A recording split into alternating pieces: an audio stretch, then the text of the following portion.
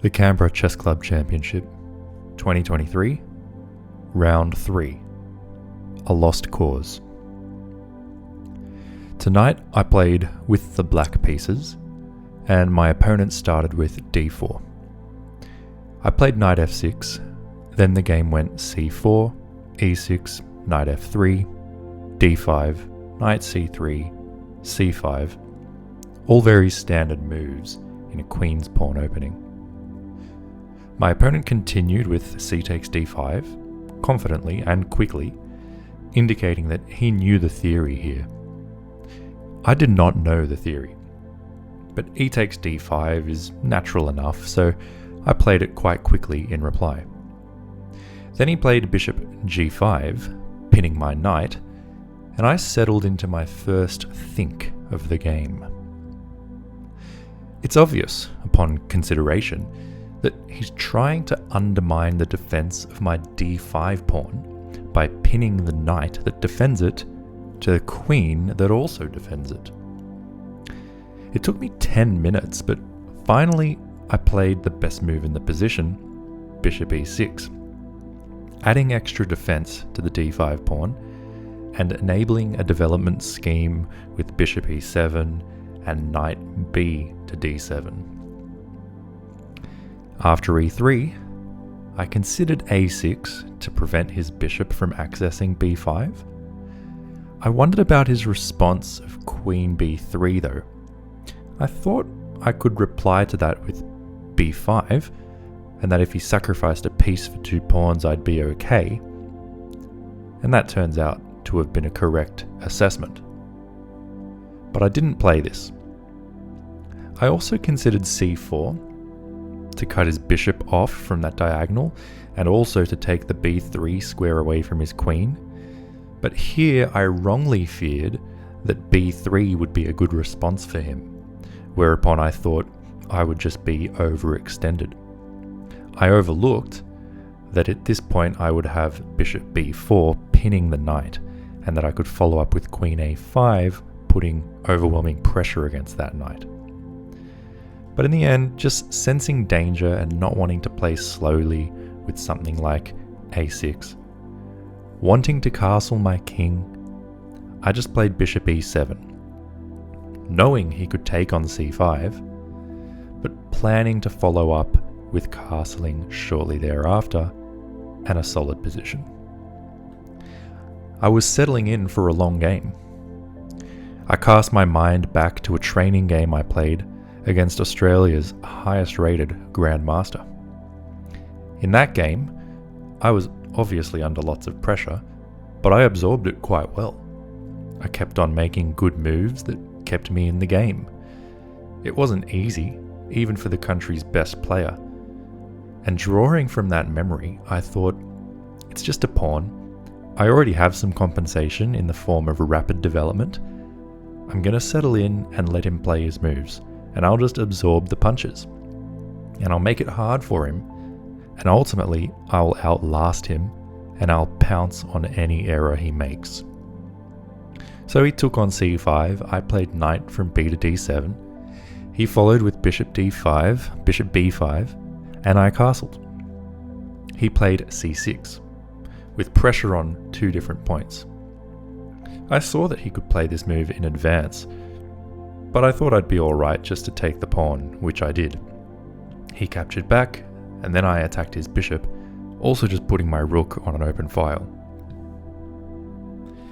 I thought here his best move would be to take my knight, and that I'd take back with my queen, then he'd castle and we'd play on, with me slightly worse, but as mentioned, ready for a long marathon in which I would play sturdy defense and frustrate him. But he instead played knight d4, which struck me as an odd move. It's a fine move, according to the computer, but it was odd to me because he isn't castling. Also, I can start putting pressure on his bishop now with a move like knight b8. Or even better, because it's more active, is to do so from knight e5. Yes, knight e5 is good. I never have to worry about attacks against my knight, for instance f4, because the whole point is I have too much pressure on his bishop. So I'm forcing his hand here. He needs to retreat his bishop. And I'm the one making progress. Still, just content to play a long game and exhaust him. I saw, of course, that he could take my bishop, but I figured that here I would just capture back, accepting a trade and opening the F file for my rook. So I was slightly surprised to see that he actually did play this move, and I did capture back quickly and happily now that my d5 pawn was very well defended by the e6 pawn. Meanwhile, my rook still attacking his bishop, so he had to retreat his bishop. At this stage I could feel the momentum had shifted. Not only was I prepared to settle in for a long game in which I outlast him and ultimately lay into him once he runs out of steam or patience, but now I was actually making ground on him and looking like I'd catch up to him well before he ran out of steam, just by being faster and stronger than he was. I looked around at Queen a5, thinking wrongly that I could take his knight and then his bishop. But this would be wrong because the bishop is defended by the queen, which I missed. But thankfully, I only missed it because I was distracted by a better move, which I did play, that being knight g4, immediately making use of the opened F file to put pressure on his king, whilst simultaneously attacking his dark squared bishop. To relieve pressure, he took my bishop and I captured back. But in the resulting position, the pressure he feels down the F file is still real. He stopped playing so quickly at this point.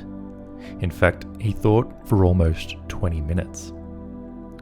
During that time, I was looking at lots of options and all of them looked extremely good. I thought, I'm carving this guy up. He had his chance to throw a few weak jabs, but now I've caught him with a strong right hook and he is badly hurt. If he castles, I'll play queen h4 threatening checkmate on h2. Then if he plays h3 defending, I'll just leave the knight where it is and play something like rook f6. My point is that if he takes the knight, I can take back with the other knight and there's a devastating attack. Or I can swing the rook over to h6 and there's another devastating attack.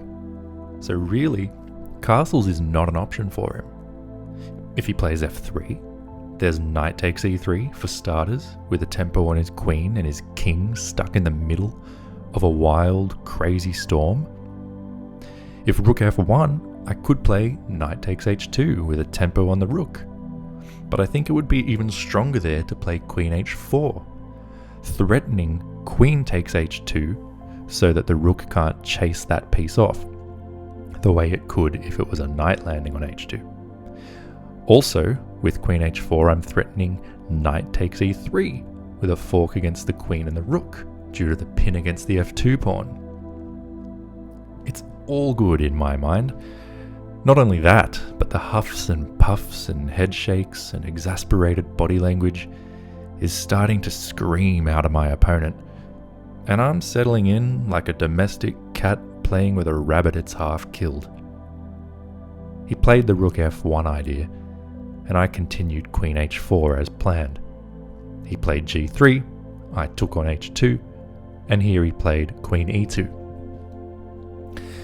At this point, I still had 25 minutes on my clock, and I used 10 of those minutes searching for some brilliant knockout blow. I saw how vulnerable he was. I saw that captures on f2 could draw his queen onto f2, and that subsequently knight d3 would fork the king and queen. I also saw that knight d3 could be a way to distract his queen away from f2, but I needed to find the way to combine all these ideas correctly. My clock had round down to the 16th minute remaining, and I still hadn't found that way forward. I had found various options, but not necessarily the knockout blow. I ended up playing rook takes f2, thinking that this would maintain an advantage and I still have enough time on the clock to see the game safely to victory. My point with rook takes f2 is he clearly can't recapture with the queen. And meanwhile, I'm threatening to win his queen. So he is forced to play rook takes rook. And at this stage, I had a few different moves in mind. One of them was queen takes g3, pinning his rook. And this looked great because I'll eventually win that rook. And I can even bring my other rook over to the f-file. I'm going to have a large material advantage and life will be good. Another option was knight d3, distracting the queen as previously mentioned and allowing some very dangerous checks, although I couldn't quite see how to finish him at the end of this line either.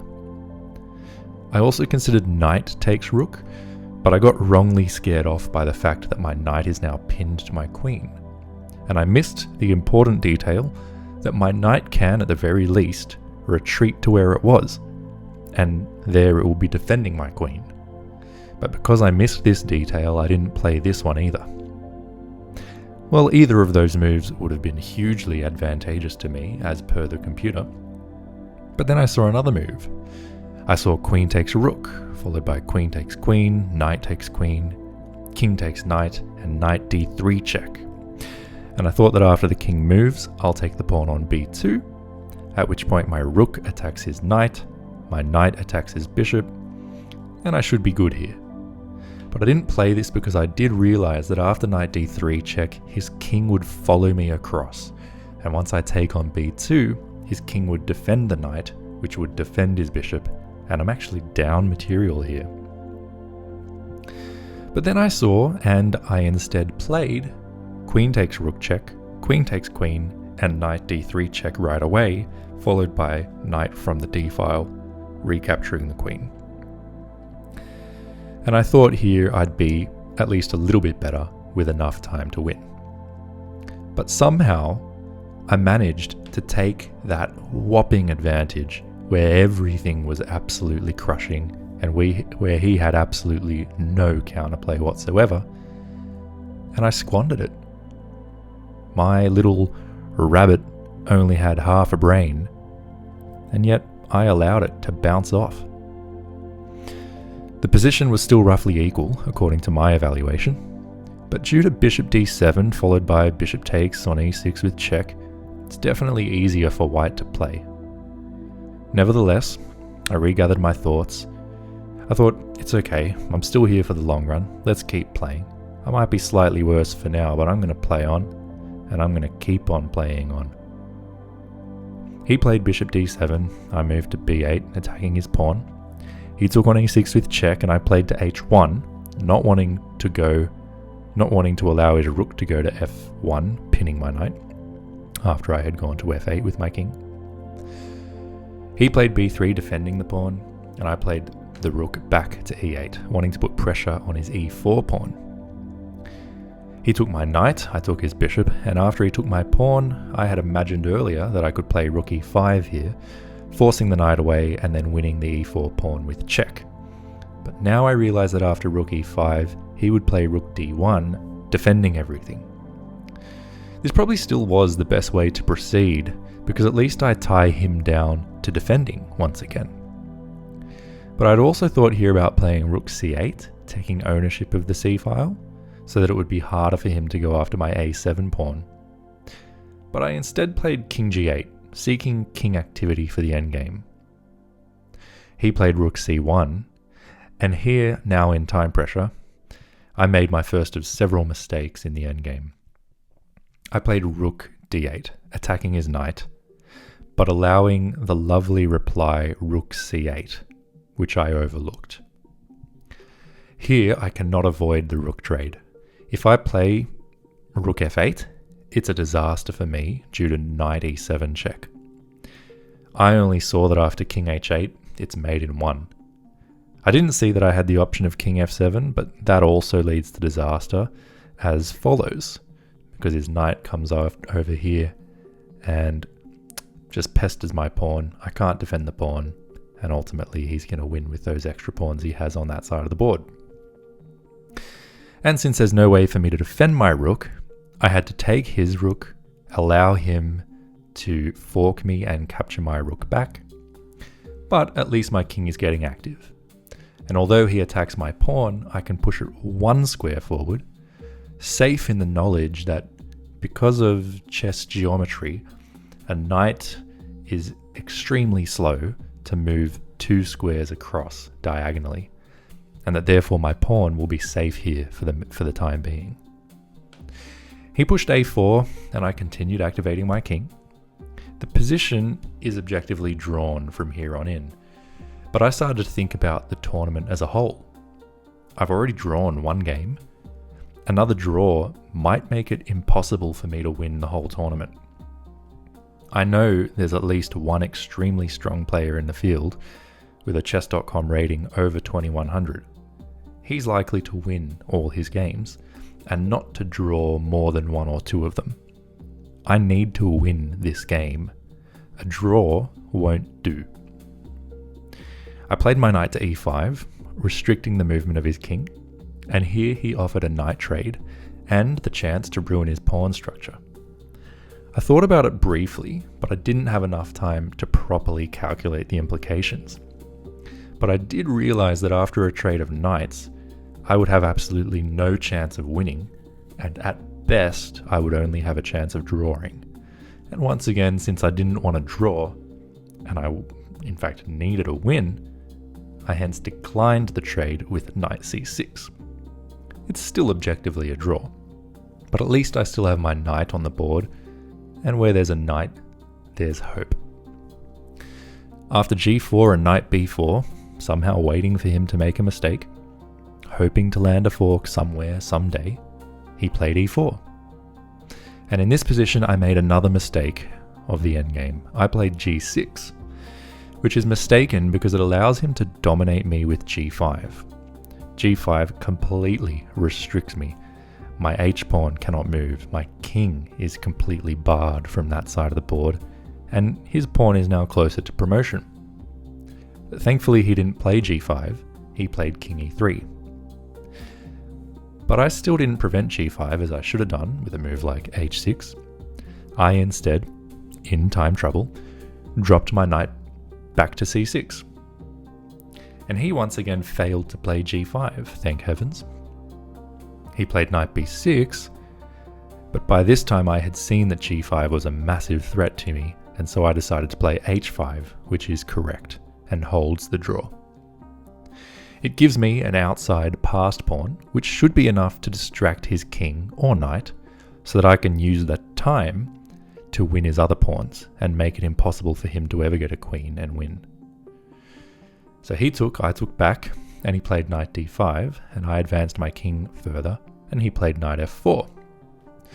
At this stage, my h-pawn is lost. I can't defend it, and if I push it forward, he forks me, and I'll lose.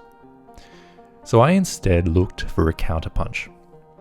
I felt uneasy about playing knight d4, because I know the king is a poor defender of pieces, but in time pressure, I thought he'd take h5 and I would take b3. So I played knight d4, despite my uneasy feeling. Well, it didn't take him long to play his move, knight d3 check. I simply couldn't believe it. After having this guy all but knocked out, on the ropes, groggy, and after somehow letting him slip out, and then after having an objectively drawn position, but not wanting to accept it. After all of that, I played a damn blunder. He was the one to outlast me. I moved my king in disbelief and disappointment in myself. He didn't outplay me at all. I simply handed him the win on a silver platter. He took my knight, I pushed my pawn, and he brought his king back, showing that he wasn't going to lose from here. And so I stopped the clock, I shook his hand and congratulated him on a good game. After the game, I sat down with one of my chess mentors in Canberra, a player who has won the Canberra Chess Club Championship more times than any other player in the club's history. He saw my game and he said, "You should never ever lose in a position like the one you had. You should win that blindfolded." He was right, of course, He also reminded me that a draw is much, much better than a loss. With a draw, you somewhat keep up with everyone else, even if others have won. But with a loss, that's really something else. He also said, in my peak, I realized that you should always play the game in front of you. Never play the tournament, always play the game. Alas, with this loss, even though it is still early in the competition, realistically, my chances of winning are all but gone. I would have to win every game from here, no draws, to stand even a slight chance of winning the tournament. I'm disappointed, but I can't change anything. All I can do now is learn from the experience and grow into the better chess player that I am actively seeking to be. In any case, I'm looking forward to the next round, playing with perhaps a newfound sense of freedom, now unchained from the burden of needing to win the tournament. And so from here, I'm simply going to play the game. Something tells me I'm going to have some more success as a result. So come back next week and let's find out what the rest of this tournament has in store. Until then, take care of yourselves and others, and thanks for watching.